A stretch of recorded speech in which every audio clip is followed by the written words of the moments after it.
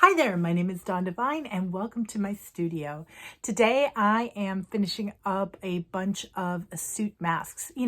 Over the last 2 years I've been making and distributing masks. I did a fundraiser. I made a bunch out of scraps that I sold directly, and since about I guess the middle of 2021, I've been putting them onto my Etsy shop in little batches. The reason I do it in little batches is because, it takes a lot of time, it takes a lot of energy. And if I want to get a bunch of other work done, especially creative work, I need time for deep thought. And I only have so many hours in my hands. So I need to make sure that I am sewing in service to my new book. But I wanted to take a moment to talk about the masks that I do make. If you are around and reading my blog in April of 2020, you will have spotted the first Assiut mask during a blog post where I basically said, here's the mask I designed based on my own face, and if you want to make one, you can make one too. It was before the vaccination was available. People were very scared to go out of their homes, and it was required for wear.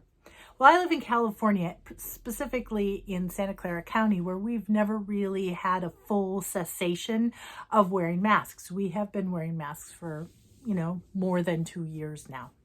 So what I like to do is I like to get a panel of cloth that makes a nice mask. And what makes a nice mask, in my opinion, is something with a nice, beautiful motif. Here is a finished one with a gold sort of floral motif. Here is one that is black and has a diamond pattern. So you can see when you wear it on, the diamonds will sit on your face like so. And over the years since I have been working on this project, I've made some subtle tweaks to the design. So you will see that it's about the size. It goes to about here on on an average adult female face. I guess maybe my face might be a little medium large. And so it's really sort of a medium large, but it doesn't go as far back as my original ones did. If you go to my blog and you see that post, just know that I basically cut off about 2 inches. So I had made it to go right back to the ear, but this area, as we have learned, doesn't need to be covered. So I use a small piece of metal in the bridge of the nose so you can pinch it and it'll really sit close.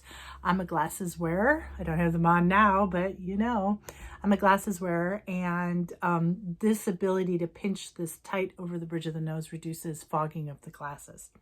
The other thing that I've changed up is the elastic that I use. This is a strong but soft elastic with a silicone slider. Look at that. Oh, like a beauty YouTuber. See?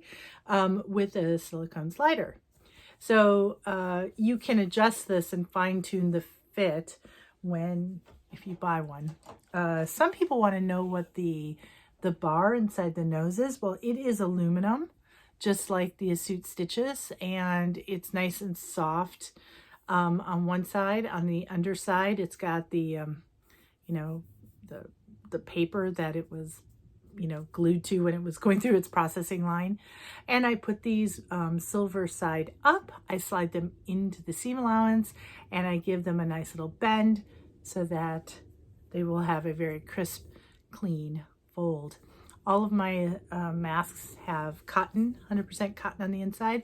The weight varies depending upon the day I bought it, what fabric store I got it from, which source, So I try and buy 100% cotton.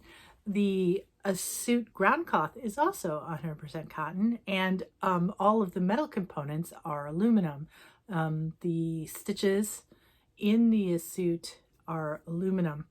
These sliders are silicone. So this is made of cotton, aluminum, polyester for the elastane, and silicone.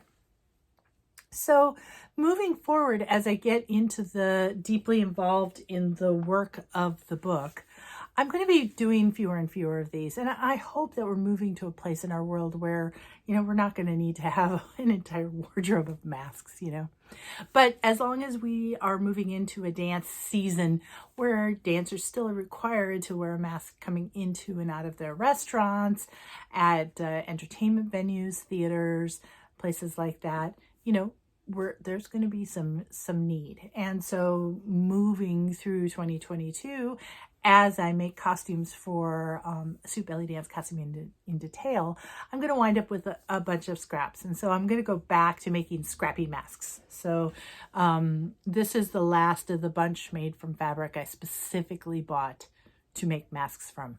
Moving forward from this space, it's all going to be scraps all the time. So I don't plan on stopping, but I'm kind of hoping it's the end. For our sakes, for the world's sake, for the the health of people and the planet, I just hope that I don't have to make too many more.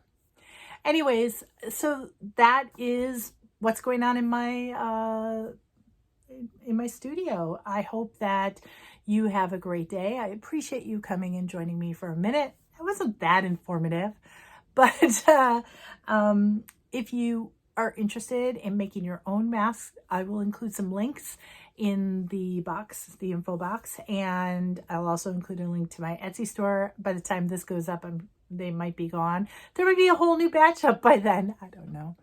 And I hope that you will continue to come and enjoy, like, and subscribe my channel. My goal in 2022 is to make it to 1K. At 1K, there's a bunch of tools and some algorithmic changes that happen when you've got 1,000 subscribers. And although I've had a website for a long time, although I've had a YouTube channel for a long time, I still have yet to make it. So this is the year. Anyways, thanks for stopping by for my blog. I hope to see you soon. Bye. So I'm in the middle of putting masks together. There are burgundy ones that have the lining attached at the top and bottom and need to be pressed. There are blue ones in there that are just sitting waiting for, the full enchilada, I suppose. And these here are stitched along the edge front to back but haven't been turned. And these black ones are about to get pressed on my ham so that I can get a nice smooth professional curve. And yeah, and I'm using this cheap and cheerful Black & Decker ancient craft iron. This is the iron I use when I'm doing things that are just not that fabulous for the sole plate. So a suit can get scratchy and scratch up a Teflon sole plate. So I like to use this old stainless steel iron. Yeah, so there you go. Mask Day, February 2022. So before I start sewing, for every couple of sessions, I'm going to change my needle out. I'm going to run a test and make sure that my tension is working for me. Yes, I have a very old sewing machine. I'm going to adjust my stitch length. Oh man, it's also dirty. And I'm going to prep my stack of pinned masks. So today I'm sewing 12 masks that have a black background. So I have black and silver and black and gold. So I'm going to do those all at once and then I'll move on to another color. So I'm going to use the width of my presser foot from center to edge as my seam allowance. That's the seam allowance I have on my pattern. And I don't even need to mark it. I will just run the edge of my seam along the presser foot. So let's do it.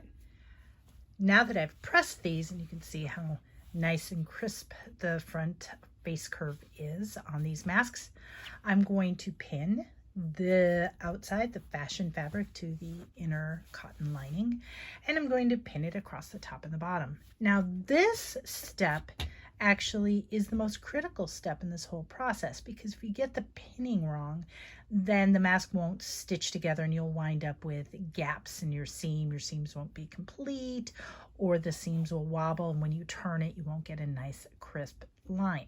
So I'm going to pin one of these to one of these. I will turn them both sort of inside out.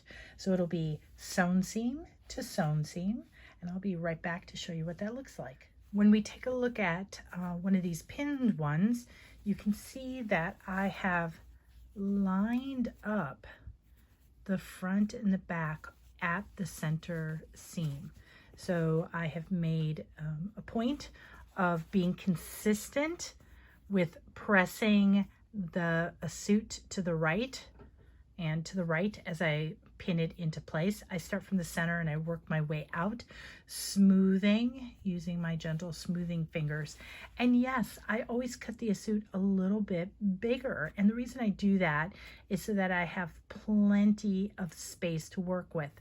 I can get a really nice crisp pressed fold on the cotton, but because the Assiut is a mesh, because it's a lace, it has a tendency to be a little more flexible and a little less crisp when you fold it. So I give myself a little extra wiggle room. Oops, I am back. As it turns out, I wasn't done. I had clips that I had shot. Yeah, like I said, 2022 is going to be a year of learning how to vlog. So before I really head out, and this is really the end, I just want to thank you for coming. If you are interested in sewing classes with me, I'm doing a monthly sewing class demo over on my Patreon website. In these classes, I'll be talking about design, sewing, and always belly dance costumes, but it won't always be a suit. So I'm working on an entire series about linear design elements, and I'm hoping that this series, the arc of this series, will be finished by May, and then we'll be switching topics again. So the December 2021, which was the first one I put together and had to re-put together because I was sick, you know, sick, really sick, too sick. Anyways, I have to reshoot it. So if you're watching this today, it may not be up yet, but it's about using linear design elements. So the line and drop, a line and fringe, or a line and dangling motifs.